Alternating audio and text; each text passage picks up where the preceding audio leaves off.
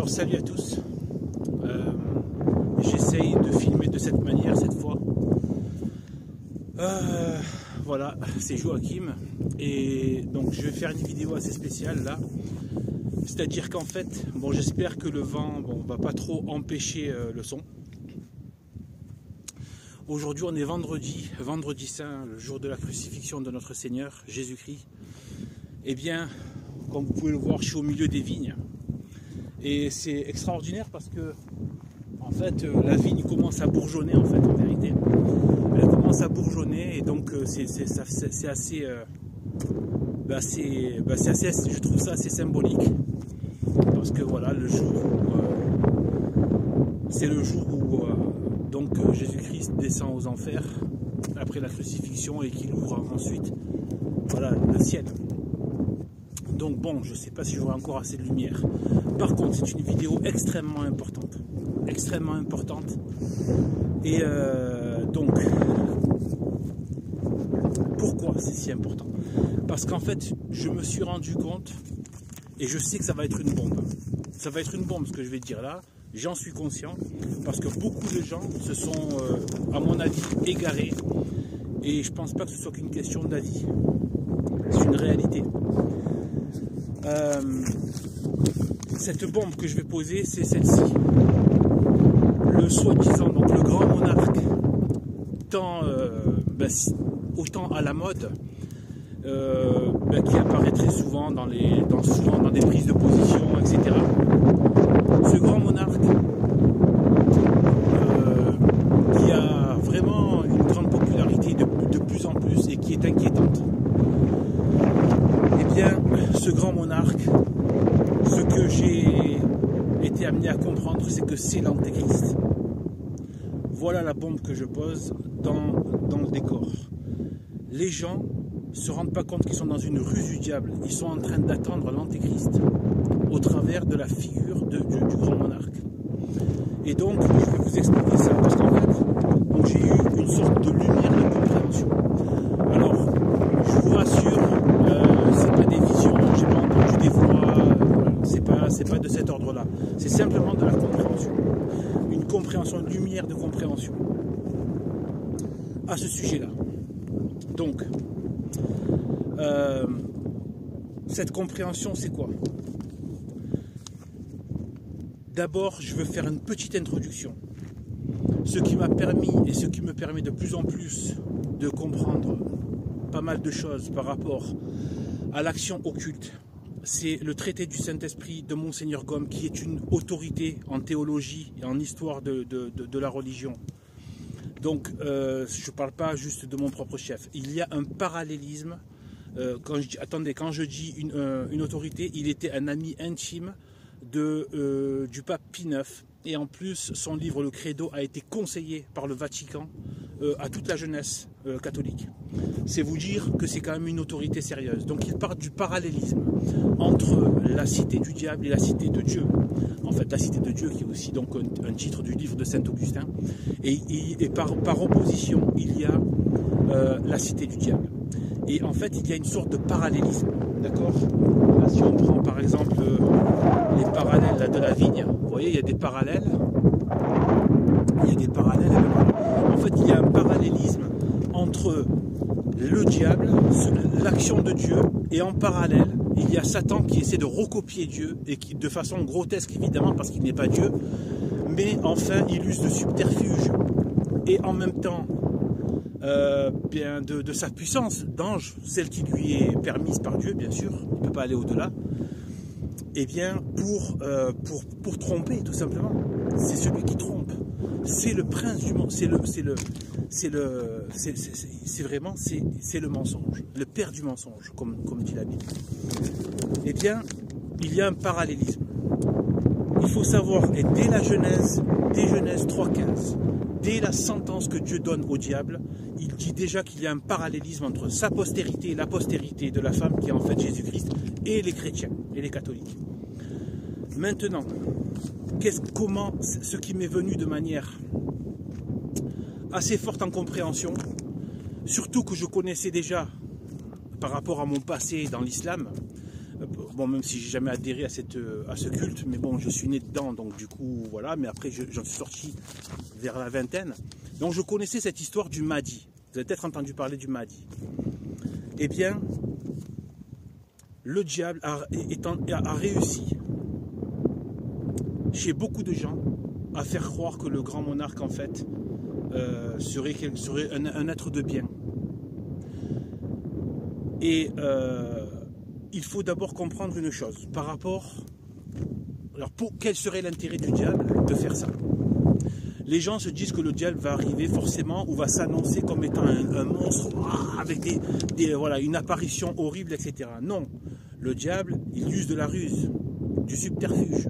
Il peut même prendre une bonne devanture, etc. Comme d'habitude, il utilise le bien pour arriver. Et ensuite, il lâche son venin. D'accord? Donc en fait, il y a la logique de l'annonciation. Alors je ne parle pas de l'annonciation à Sainte-Marie, bien évidemment. Je parle du fait que Jésus-Christ s'est annoncé. Jésus-Christ s'est annoncé avant d'arriver. Il s'est annoncé au travers de différentes figures, y compris celle de l'agneau, par exemple, celle de l'agneau, au travers de prophètes. Par exemple, bon, dans Isaac, par exemple, mais encore Moïse était une préfiguration du Christ.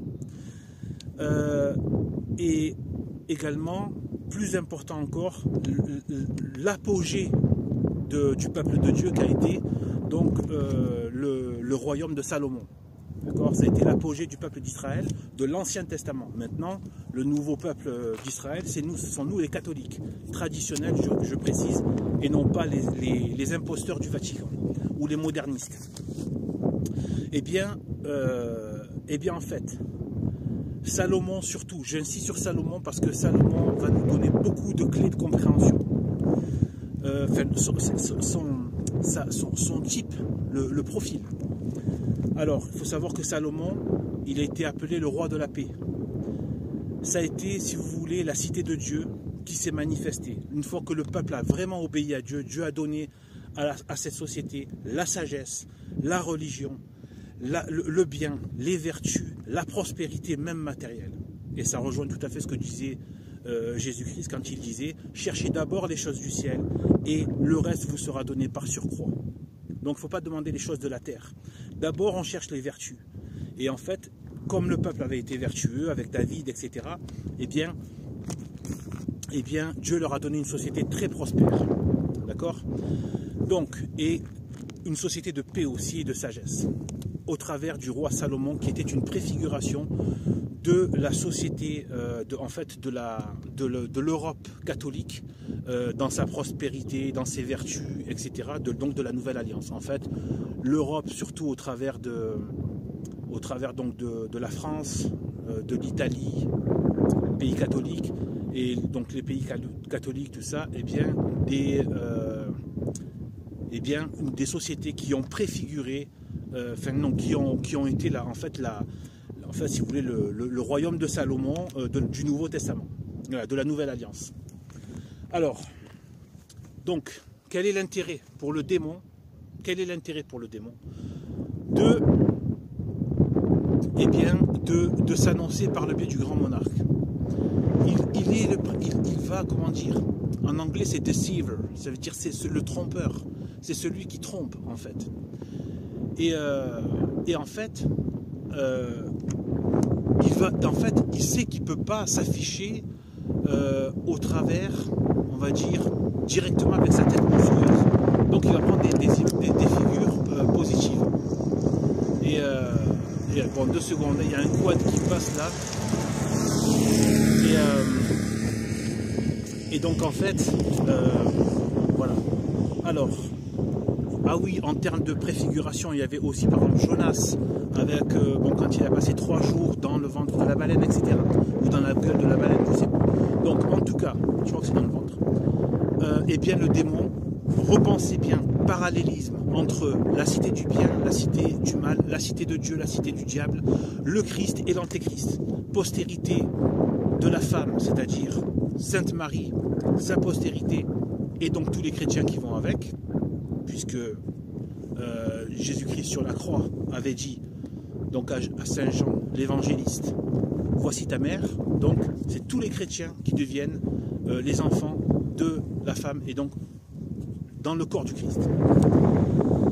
Dans le corps du Christ, au niveau bien évidemment le corps mystique du Christ. Eh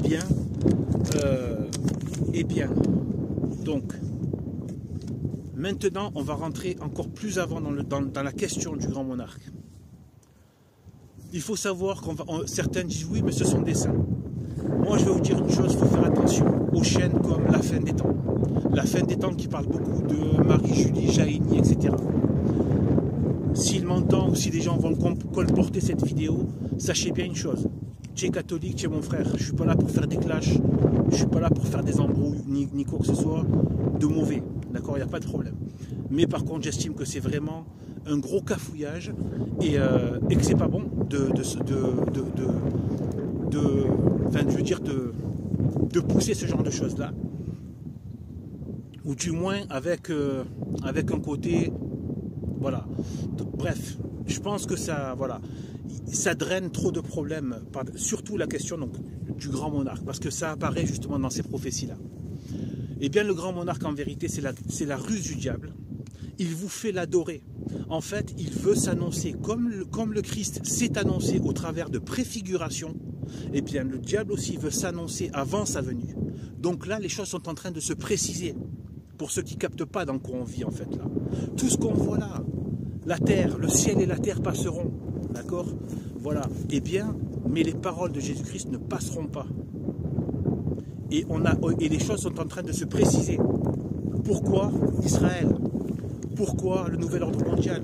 Pourquoi maintenant on entend parler du grand monarque? Parce qu'en fait, il est en train de s'annoncer. Pourquoi Astana? Le noachisme, ils sont en train de vouloir créer la religion mondiale, etc. Le culte mondial. C'est en train de se préciser. Le diable est aux portes. C'est ça la réalité. Dans son incarnation, au travers de l'Antéchrist.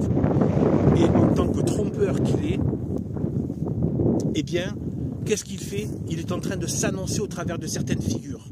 Bientôt, je vais faire d'ailleurs une vidéo par rapport à ça, à une autre figure, à une autre des manifestations qui se passent au niveau de la pseudo-culture, donc démoniaque, les clips, les musiques du système, de la pop musique, etc., qui sont de véritables messes sataniques.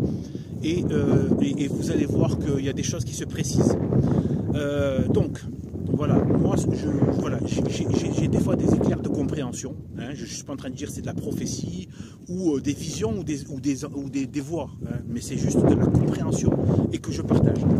Donc, pourquoi mon propos là, c'est de dire par rapport au grand monarque, c'est de dire qu'en fait, c'est une usurpation et en fait, au lieu de faire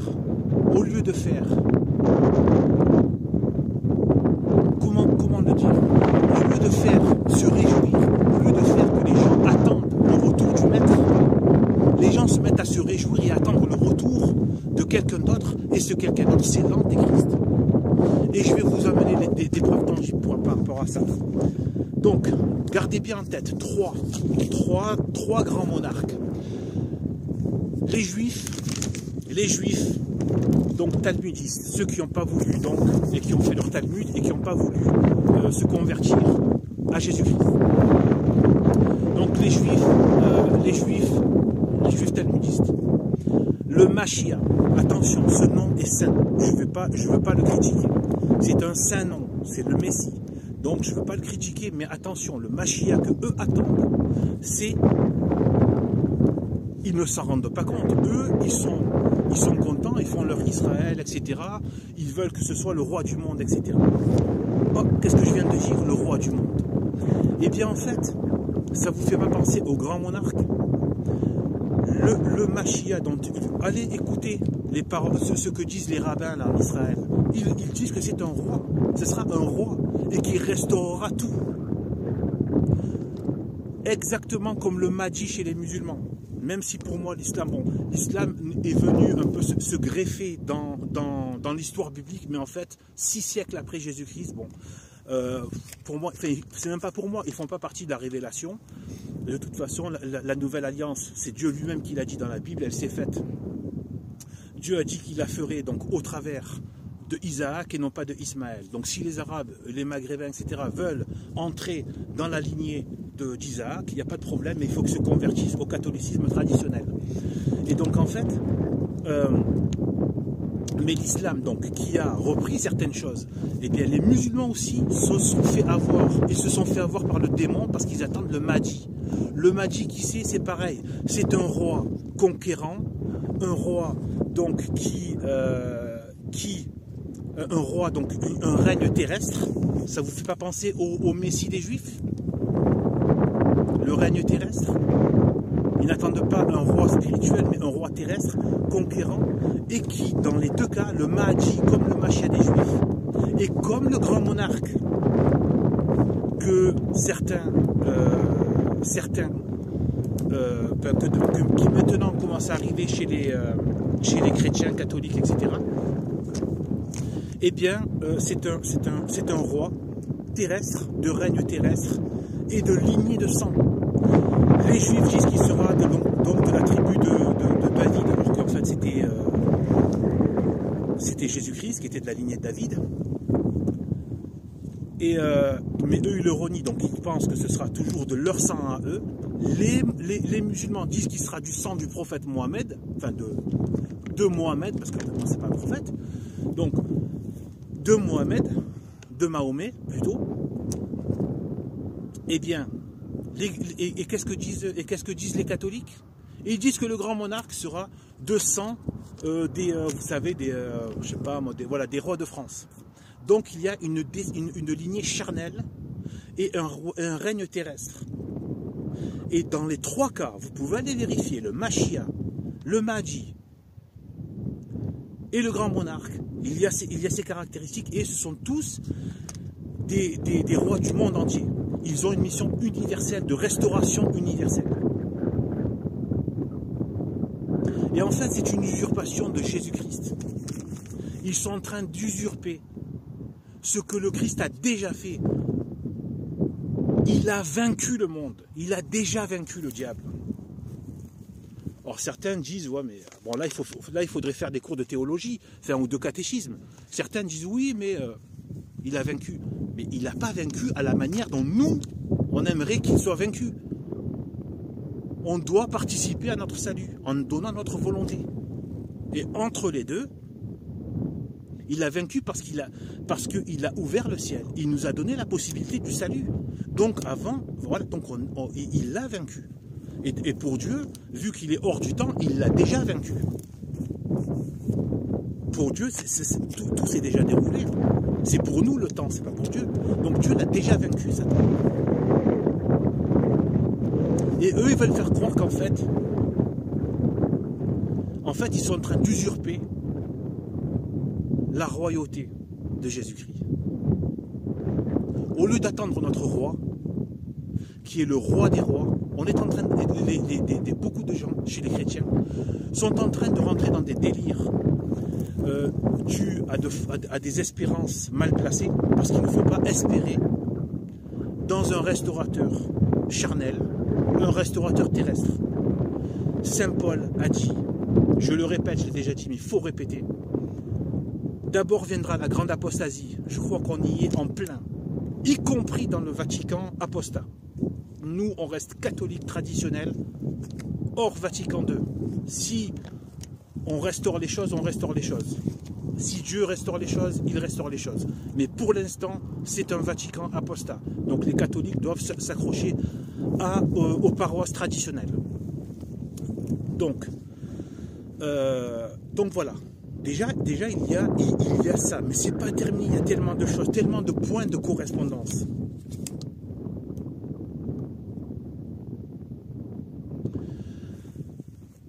Donc, juste un petit résumé avant de continuer. Lignée charnelle, le Mahdi des musulmans, le Mashiach des juifs et le grand monarque. Règne universel. restaurateur de la paix et de la concorde, il met tout le monde derrière lui. Ça vous fait pas penser un peu à l'antéchrist tout ça? Alors, voilà. Qui c'est qui a été appelé roi? Même sur l'écriteau au-dessus de la croix, le roi des Juifs. Non, le roi d'Israël. Le roi d'Israël. Ils veulent donc, là, les gens sont en train d'attendre un roi. Et le roi de paix qui va instaurer, après avoir fait une conquête, etc., et d'avoir régné, etc., il va créer la concorde et la paix. Or, je vous ai dit tout à l'heure que le roi Salomon, d'ailleurs Salomon, c'est un dérivé du mot salam, shalom, bon en fait c'est la paix. Hein. Donc c'est le roi de paix. Et qui est le prince de la paix? C'est Jésus-Christ. C'est Jésus-Christ qui apporte la paix. Mais il a bien dit, pas la paix comme le monde vous la donne. Je vous donne ma paix. C'est la paix du cœur, la paix de l'âme, la paix de l'esprit. Et en fait, si on persévère jusqu'au bout, eh bien, la paix éternelle dans Dieu, dans le ciel, dans la création restaurée. Il est aussi, donc, il y a aussi, je voulais faire un petit aparté aussi par rapport à René Guénon, cette espèce de demeuré détraqué franc-maçon qui a fini par se convertir à l'islam. Eh bien, René Guénon, une espèce de mystico, je sais pas quoi. René Guénon qui a fait un livre qui s'appelle Le Roi du Monde. Évidemment, c'est pas Jésus selon lui, évidemment, parce que c'est un antéchrist. Il est resté franc-maçon. Et quand il a voulu se donner une religion, qu'est-ce qu'il a fait? Eh bien, il a pris l'islam parce que c'est aussi un culte antéchrist. René Guénon est un antéchrist, antichrist, pardon, pas un antéchrist, mais un antichrist. Et donc, il a pris un culte antichrist. Les musulmans qui rejettent le Christ, c'est-à-dire la manifeste, enfin, loin de Dieu, l'onction de Dieu. C'est l'homme, le Fils de l'homme, le Fils de Dieu, c'est-à-dire voilà, le Dieu incarné dans un homme, par amour et pour nous sauver. Eh bien, comment il s'appelle? Donc le roi de Dieu, qu'il a fini par associer à un certain Melchisédek, on s'en tape, enfin pardon, on s'en tamponne. Donc en fait, et comment il appelle le roi de Salem? Roi de Salem, roi de paix et roi de justice. Ça vous rappelle rien ça? Roi de justice? C'est qui va, quand le Christ va revenir? C'est pour établir la justice. Ce sera le jugement dernier. D'accord? Donc, tous ces attributs, la paix, la justice, par rapport à ce roi du monde qui viendra, etc., etc., eh bien, c'est en fait Jésus-Christ, tout simplement. Il doit revenir, et là donc, comme l'antéchrist, à la fin des temps, doit tromper l'humanité, eh bien, il veut se faire passer pour celui qui est tant attendu, pour l'agneau qui vient rétablir la justice et la paix avec Dieu pour l'éternité. Mais ce n'est pas une paix dans ce monde, c'est la paix, une fois que la justice aura été faite, la paix en Dieu, dans le ciel, dans la création restaurée.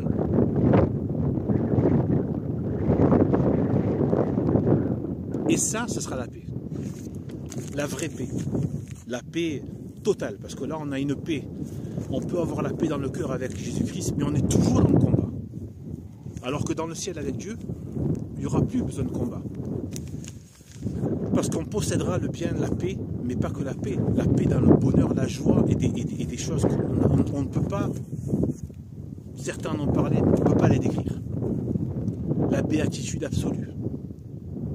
Enfin, parfaite plutôt.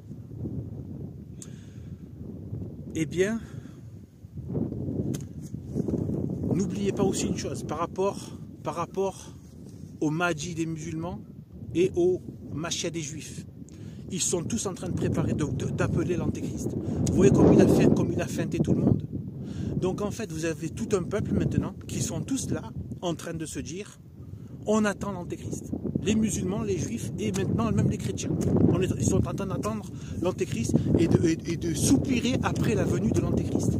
Dans cette figure d'usurpation de la royauté de Jésus-Christ.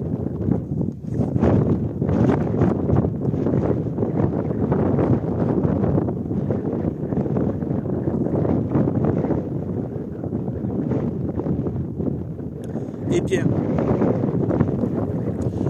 le Mahdi, c'est la même personne. C'est le même, c'est l'Antéchrist. Le Machia, c'est l'Antéchrist. Le grand monarque, c'est l'Antéchrist. Et allez vous renseigner que chez le Mahdi, donc des musulmans, tout est lié au retour du Christ. Ce sont tous des figures eschatologiques de la fin des temps. Le Machia, des juifs. Le Mahdi, des musulmans. Tous des figures de la fin des temps et liées à la venue du Christ. Voilà la grande usurpation qu'a fait le démon. Donc faites gaffe. Vous vous souvenez donc de la parabole des vierges sages et des vierges folles. Faites attention qu'en croyant aller dans la maison du maître, vous alliez dans la maison du diable. Notre Seigneur Jésus-Christ a dit: plusieurs se feront passer pour moi. Il ne faut pas les croire, parce que les anges ont dit, lors de l'ascension, après l'ascension de Jésus-Christ dans le ciel, il reviendra par le ciel. Et certaines interprétations sont même allées jusqu'à dire que le grand monarque viendrait du ciel, comme par hasard. C'est une véritable usurpation du retour du Christ, pour que les gens se mettent à adorer, à préparer l'adoration du Christ. Et certains vont dire: oui, mais attendez, moi je crois à ça, mais je reste tout à fait catholique. Il ne faut pas être débile et penser qu'à soi, dans le sens où les modernistes, quand ils ont commencé à souiller la chrétienté avec leur libéralisme, il y en avait plein qui étaient juste des bons catholiques, mais qui se permettaient un petit peu de libéralisme par-ci, un petit peu de libéralisme par-là, et ça a complètement rongé et corrompu le plancher. Et les générations futures, elles sont arrivées sur un plancher bien prêt à s'affaisser et à s'effondrer. Et bien là, vous êtes peut-être en train de fabriquer des générations futures auxquelles vous aurez préparé le terrain à l'adoration de cette figure de l'Antéchrist. Voilà ce qui m'est venu en compréhension. Méfiez-vous, il faut rester dans la componction, la contrition et la simplicité. On attend notre Seigneur Jésus-Christ en se tenant à la foi, à la révélation, à ce qui a été validé par l'Église, aux apôtres, et on attend dans la vertu. Voilà. Et le bien, il n'est pas de ce monde. On ressuscitera de toute façon après notre mort. Mais bon, dans un corps glorieux, dans un corps maudit. Là est toute la question. D'accord?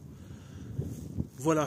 Donc voilà, moi j'ai fait mon travail. Ne rentrez pas dans des... Je sais qu'il y a même des prêtres qui soutiennent ce genre de choses. Donc, écoutez-moi bien, ne rentrez pas dans des histoires de concours d'ego. Je ne suis pas là pour ça. Je ne suis pas là pour faire des concours d'ego. Ouais, je vais faire mon petit intello qui va faire ma petite thèse. J'en ai strictement rien à faire de ça. J'ai des compréhensions. Je donne, je pense, ce qui est vraiment la vérité. Et c'est tout. Et après, voilà. Après, c'est plus de mon ressort. Moi, je m'en remets à Dieu. Remettez-vous à Sainte Marie, à Jésus-Christ, et à la foi, et à la révélation, et à la tradition des pères de l'Église. Les pères de l'Église, d'accord? Et on a des pères, hein, les pères spirituels, les pères de l'Église, d'accord? Voilà, donc on n'est pas seul. Il faut vraiment mettre le Christ dans son cœur et Sainte Marie en permanence. Ne jamais, pas un jour qui passe sans un jour Salut Marie avec le cœur. Jamais. Là, les temps sont proches, je vous le dis. Pour toutes les raisons que je vous ai dites. Je vous ai dit que là, tout ça, ce sont des signes. C'est en train de se préciser. Cette histoire de grand monarque, c'est la même ruse qu'ils ont fait aux Juifs qui se mettent à attendre ce grand monarque. le Mahdi, les musulmans pareil. Et il y a le noachisme qui veut faire la synthèse avec tout ça. Faites les liens et vous allez voir. Le grand monarque, c'est l'antéchrist. Le Mahdi, c'est l'antéchrist. Le Mashiach des Juifs, c'est l'antéchrist. Mais nous, on attend notre vrai roi. Jésus-Christ, celui qui est mort sur la croix. Aujourd'hui, vendredi saint. Et aujourd'hui, voilà, je suis venu. Il y a des vignes qui commencent aujourd'hui. C'est la première fois que je vois les vignes en train de bourgeonner. C'est une merveille. C'est une merveille. Et tout cela est vrai. Il ne faut pas écouter le monde. Oui, la science et tout ça. Coup de boule à la science. Va te cacher. Vous ne savez rien du tout. Dieu, le reste, vanité. Voilà. Néant et vanité. Donc sur ce, je vous dis à bientôt. Que Dieu nous préserve. Et que Dieu nous bénisse.